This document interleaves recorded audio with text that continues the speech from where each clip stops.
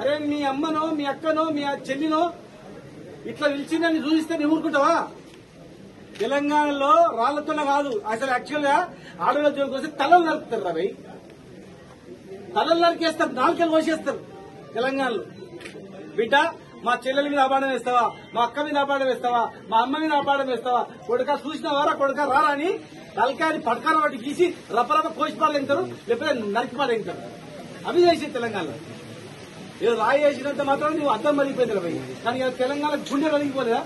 ఏ ఆడవాళ్ళు అయితే మీరు చూపిస్తున్నారో, ఏ ఆడపిల్లలు అయితే రమ్మన్నాడు పోయిండు చూసింది బదిలిస్తే పండుకుని ఏదో మాట్లాడుతున్నారో, మరి నీ అక్కనో చెల్లెనో చూపించున్నా మరి నీకెంత బాధ అయితే తెలుస్తుంది.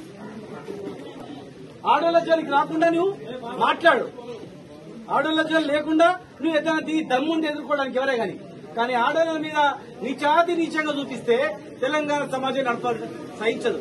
నిరుపడితో నింటది, ఒక పూట ఉపాసం ఉంటుంది కానీ ఇలాంటి చెడ్డది కుటుంబ సభ్యుల ఆడవాళ్ళ మీద వచ్చిందంటే ఎవరు ఊరుకోండి తెలంగాణలో. మీకు అలవాటు మీరు